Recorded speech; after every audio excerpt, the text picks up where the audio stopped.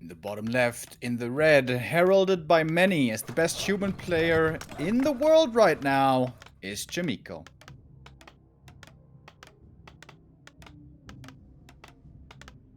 And in the top right, a very strong orc from China. Playing here once again the Farseer Headhunters. A young player, his name is Guagua.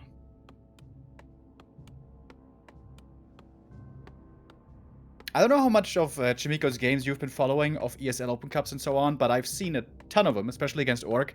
It was really interesting to see the development that Chaemiko was showing there, because he tried all the strategies. He tried rifles, he tried Panda, he tried Beastmaster, speaking of second hero here, of course. He tried going into rifles without a barracks, fast tech. He tried 2-farm with defend. He tried 2-farm without defend. He tried with towers, he tried 3-farm, he tried fast expo. He tried literally everything, it seems like. But now he seems to have landed on a more stable build once again. 3-farm into tech with defend is the last iteration that I saw. He's extremely versatile, and I feel like it's hard to know whether it's because he can't figure out what's best or because he tries to be unpredictable. Maybe a bit of both. But I love seeing that he has so many different strategies. The Griffins, bringing back that build on Conceal Hill, I think has been really cool as well, because that was something that not so long ago was already being used by TH, for example, against Lin when he faced him on the Northern Isle, and successfully as well. But now Chaemiko has really perfected it, and he goes Griffins against Headhunters. Like, that's how good this guy is, and he somehow still makes it work.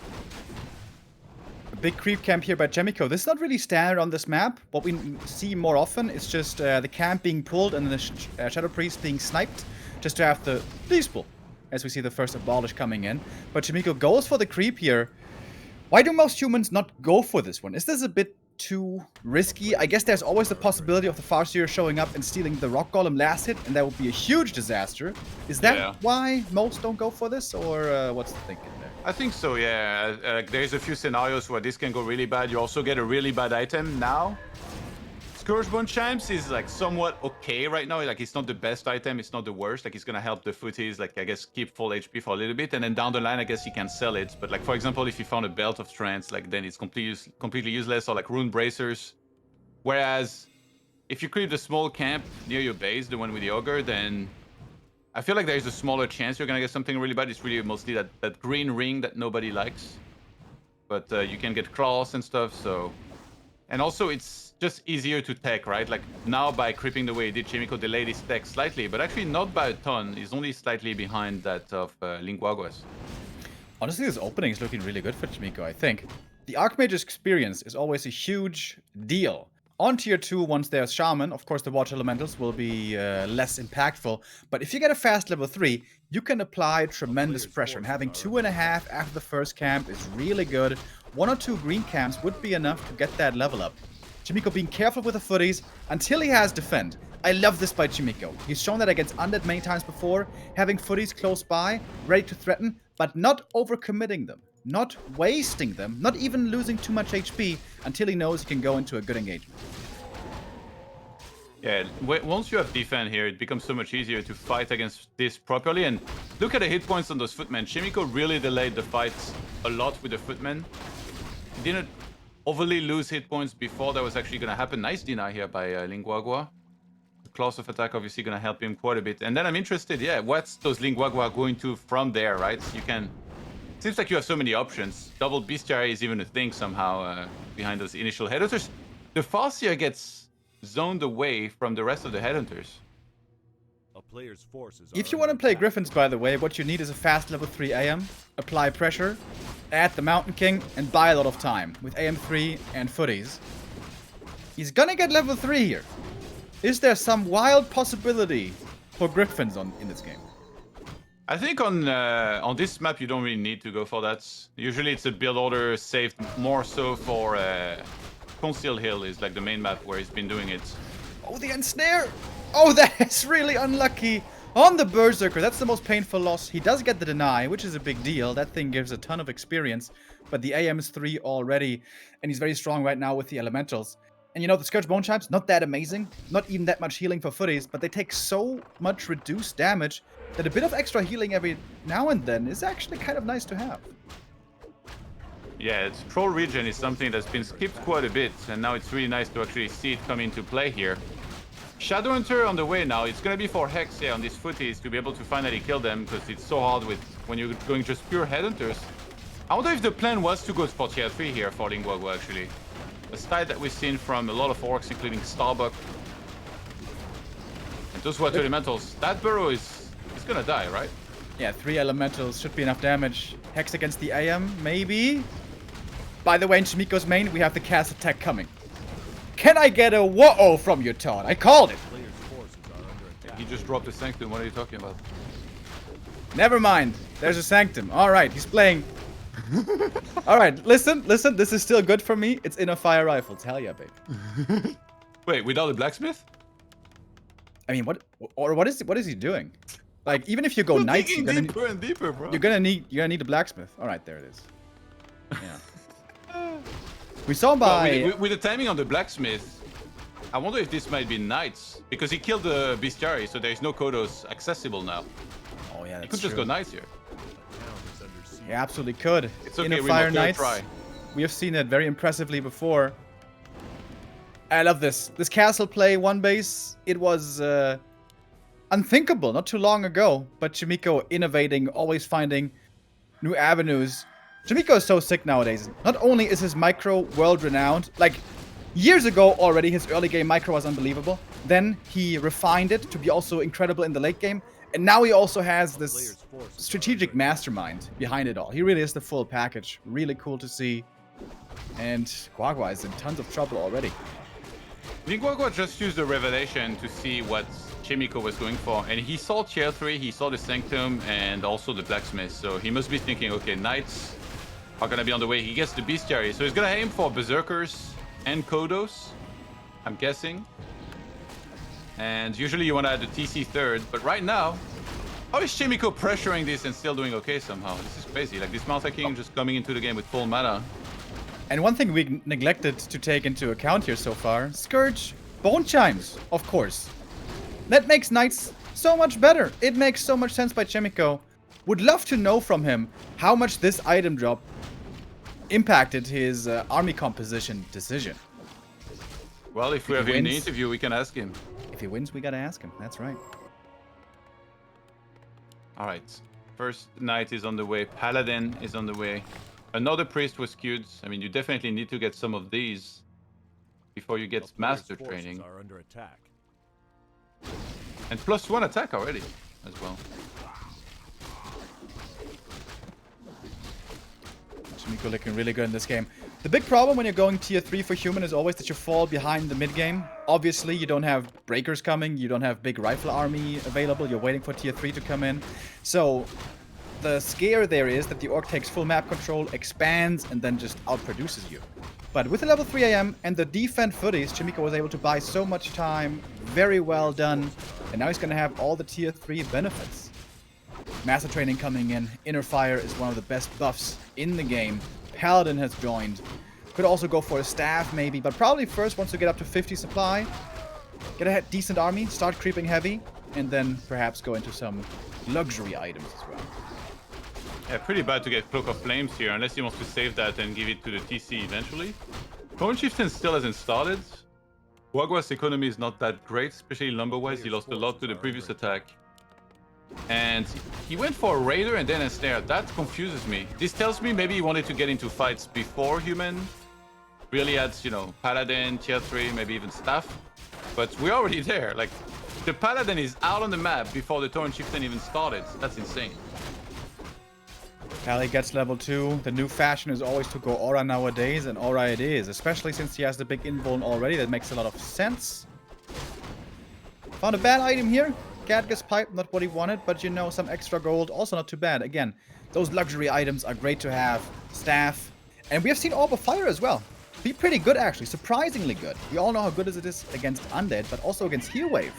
Can be very strong, but it costs a good chunk of gold, especially when you're sitting on only 1 base. We all know how good it is against Undead. Well, some people... I think it's mostly you, Rebo. Some people refuse to admit it, but mostly we know. Oh, Stormbolt. Look at that Knight. Look at that Raider. Just melting away. Woo, baby. The power of knights. They're charging forward, Sundering Blade, so much damage, and we do have a bit of inner fire as well. The priests, a little low mana. Chaemiko, unfortunately, not level 4 AM yet, but he's starting to get there. If Chaemiko creeps more, if he gets 4-3-3 hero levels, I really don't think there's any way for Guagua to win this game. Well, I mean, to be honest, I feel like this has been long over. Like, I don't know how Guagua is supposed to win this. He needs to make something special happen.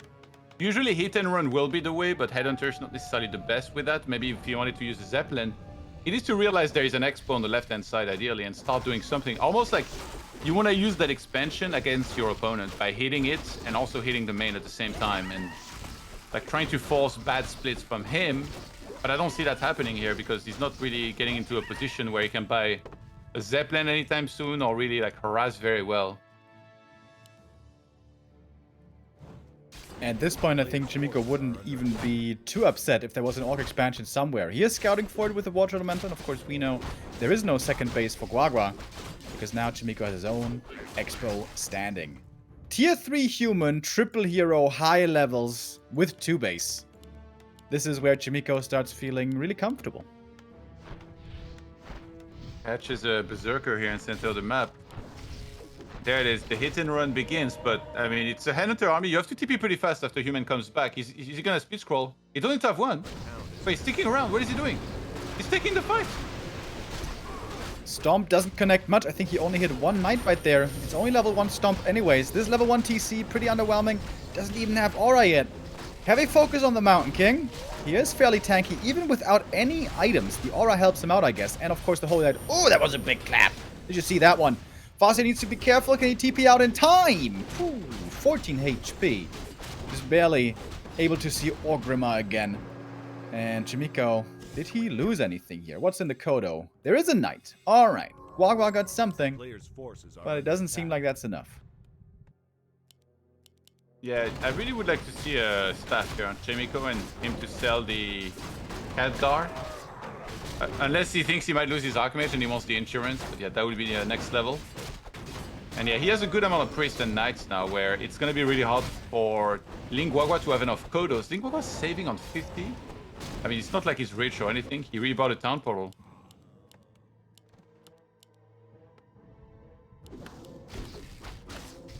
Hellstone, a very nice find here as well. Lumber is the issue here for Chaemiko. But can he remake some peasants? That's all good. Does he have some lumber upgrades? Oh, he doesn't actually. That would seem like a prudent investment. Mountain King, not too much mana anymore. So Clap, not going to be a huge threat. How many heal scrolls we got on the other side? 1 on the Shadowhunter. That's not too much. Shadowhunter also himself almost out of mana. Chaemiko with a great game. But still hasn't bought those items. Orb of Fire, Staff. Let's go. He's about to, Remo. Double mana pot. He actually doesn't get Orb of Fire. I guess he didn't have space. Maybe you didn't see Hog's games. That looked really good in those games. Like in Starbuck. Sure did. MK leading the charge as always. Oh, nice Hex. Right before the clap. But look at that Holy Light. So much healing, time and time again. Low cooldown. TC waits for the big stomp. Trying to land it. He's got only one of these, by the way. Speed scroll running in. MK out of mana for now. But of course the Archmage is the courier, if you will, ready to pass over mana potion when the opportunity presents itself. Priest kind of forced away from the fight. The Berserkers were threatening the target. Chain Lightning, last second Staff, save. Priest does survive, but Staff on cooldown now for a long time. I like that word, courier. It gave me a flashback from some old games. Where's the courier? It's always busy when you want to use it, of course. In this case, Archmage finally transfers one of the mana pots to the Mountain King here. Guagua is going to be forced out of there. And that Expo is still running on the left-hand side the whole time. He might think he's 1 base against 1 base. I don't know if he saw the Expo, but I don't think so. With the way he's playing, like, I think if he knew about the expansion, he would understand the urgency on him to have to expand or like make something happen earlier. He buys a tiny Great Hall, and he might not even get to plant it down this game, as Chaemiko's going for the offensive now. That's 600 dead gold in the inventory right now. TC in trouble. With a Stormbolt, he might fall. Well, he does have a heal pot, though, I guess. Oh, he does go down. Also has the Ankh. But these Knights are just charging forward. Yeah, the Kodos get off some Devours, but it's not enough Kodos. And they're also getting sniped pretty successfully with the Storm Bolts here. Knight returns, Inner Fire Knights with Scourge Bone Chimes. So strong. And no chance in this fight anymore. GG, 1-0 for Chaemiko. And that's why Chaemiko is considered the best human in the world currently. Sometimes it feels like when he's against weaker or seemingly weaker opponents, he can just spin the wheel of fortune, pick a strategy, and own. This was so well done. I really liked how he saved skill points on his Mountain King to see, okay, what's your army composition gonna be? Do I need a strong clap? Do I need a strong bold? What am I up against? And then when he saw, okay, it's just gonna be ground, let's make it clap. And oh boy, did he clap and spank Guagua in that game. Yeah, I think I wonder like what army you would have gotten Bolt Bash against. Maybe against air. Like you would feel pretty silly if you just go clap 2, you're like, all right, I'm ready to fight. And then you go in and you just Wind Rider starting to hit and run, and then you only have Bolt level 1. But yeah, that clap here was pretty good. And Chaemiko, like, if he's able to get level 3, if he's able to get the kind of start that he just got here, this guy just looks unstoppable. Absolutely did, and especially early on when he pressured the Beast. I mean, we all know that Guagua is a big fan of Raiders and base lane, but Chaemiko was so prepared, had a great push prepared for that Beastery. Without Beastery, no Raiders. And also, his main was protected by so many farms, there was not even any space to attack these buildings. Yeah, that's also true. Was well protected. Although in this game, there was not even a window to try to go for any base lane. He just didn't have enough Raiders, simply. He was too far behind. You can't fall behind. And nowadays, normally, we're used to seeing the Orc take a lead after the early game. Faster your Headhunter, slows down the AM, you keep on losing footies, you fall behind, everything's no, you gotta heal. Stressful, you're always under pressure. But if the AM gets 3 quickly, and if the footies are all healthy until you get defend, you are the one who has the initiative. And I think that comes down a lot to the map. The way we just saw this game play out on Last Refuge, it just looks suddenly like Last Refuge is a great human map, because you can go for the lab and for the Merc Camp right away. How does that look, though, if there's a peon there early to harass, to scout? Could be a different story. So I think it comes down immensely to the creep route. Chaemiko seems to favor heavy creeping at the beginning, try to get AM3, and if he gets AM3, he will take that game oftentimes by storm.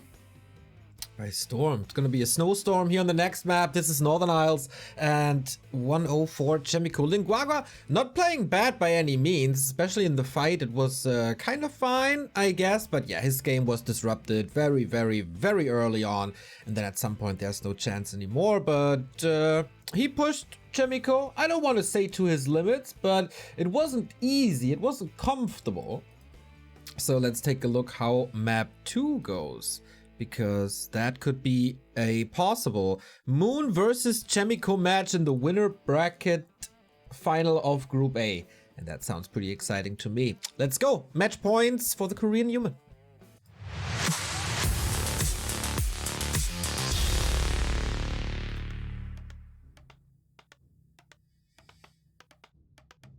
All right. Map number 2, Northern Isles.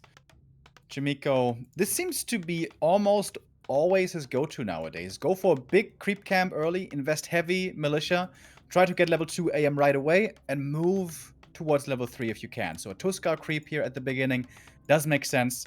And it also opens interesting options on this map. You can take the Tuskars first, and then maybe run across the map, threaten to creep camps over on the Orc side at the greens, and threaten the Orc base at the same time, and maybe even militia creep the green next to the main. So lots of interesting options here as far as creeping goes for Chaemiko, and I think we cannot overvalue creeping. Level 3 timing, so huge in this matchup. What do you mean undervalue?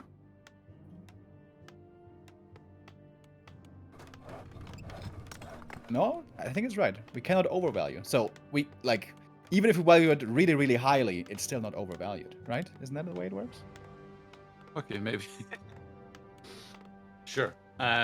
Yeah, once we see the altar upwards here, it's almost always going to be the Tusker camp first. I'm a little bit surprised to see the tower where it is, because usually to cover the retreat of the peasants even better, you would put it right under the altar, like behind the farm.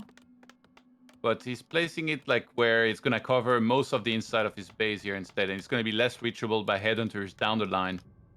Should be 5 militia. And you know, this camp is like one of the trickier ones to do, I feel like, because those creeps do a lot of damage. And you really want to minimize the damage that they do to most of your units. And also, if you only tank with your wet elemental, that one's gonna die long before you're done with the camp. So it's kind of tricky to do it. Most players, they go for the trapper early or the magi, but Chaemiko is like, nah, I don't care. He just kills the one closest to him.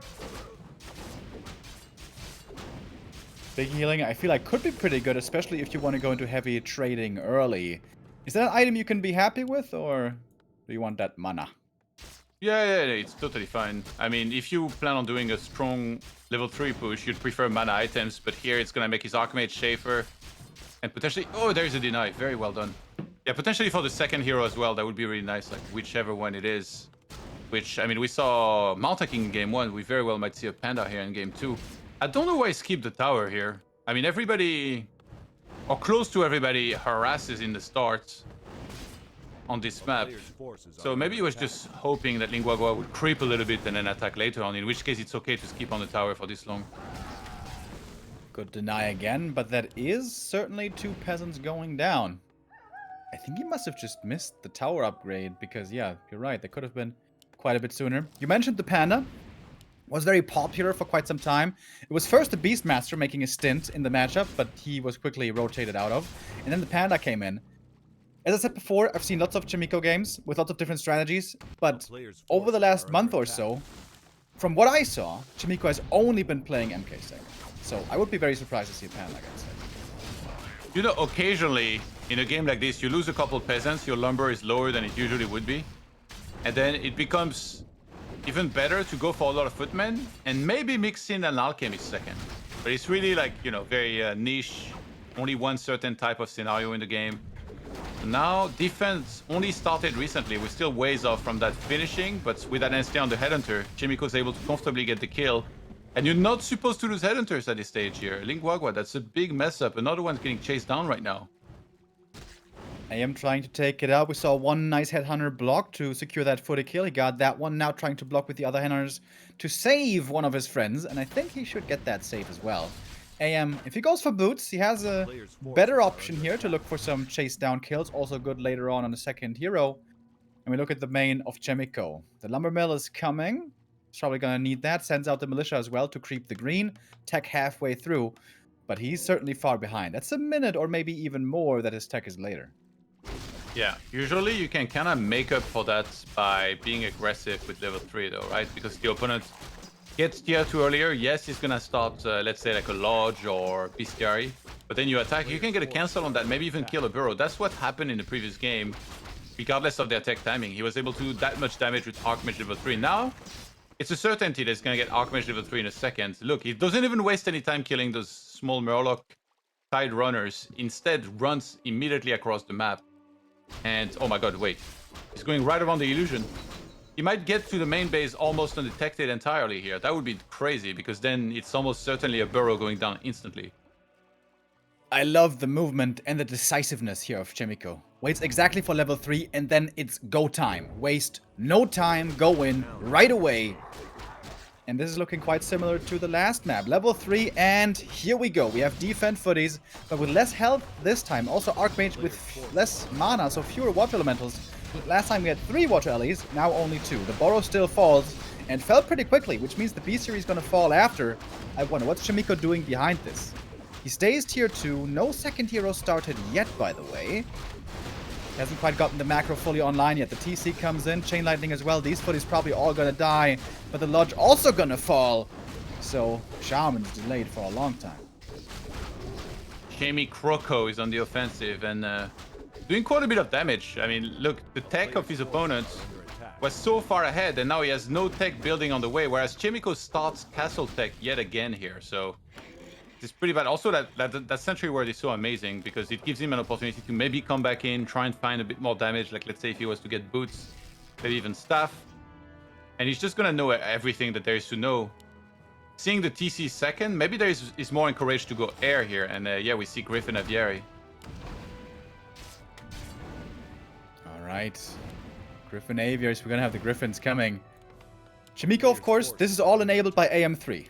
If the Archmage doesn't get level 3, you can never go for this tier 3 play. So it seems like Chaemiko nowadays adjusts his strategies, perhaps depending on how the early game goes. Very cool to see. If this wasn't the case, if the AM was stuck on 2, would be probably Rifles or Breakers then in that case. Tries to go for the Lodge Cancel again. If he gets it, it's a huge deal. Stomp. Might be able to save it. AM dropping low, but remember, he's got the big heal potion. He's still holding on to it, though, and he gets the cancel once more.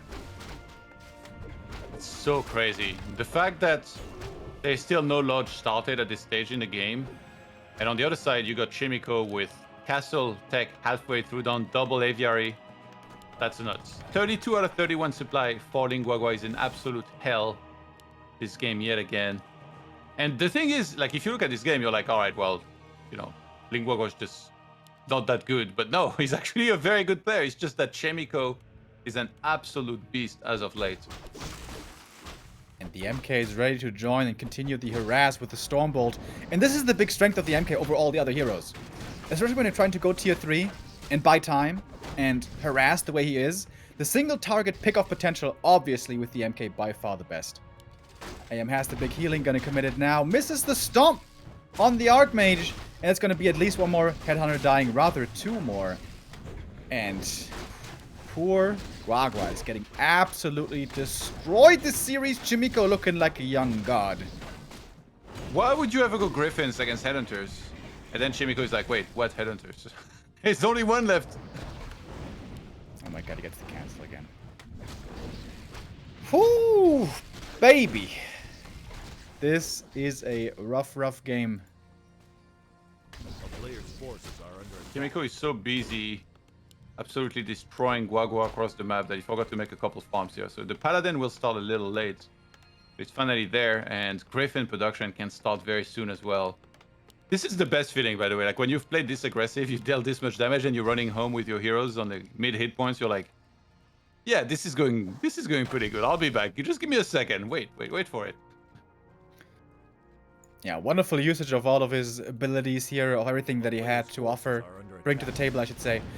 Uses health good, uses mana very well, and also items, and slowed down the opponent so much. Again, the concern with this tier 3 play is that the Orc gets map control and expands and outproduces you. But with how much pressure Chaemiko is applying... There's a sentry ward.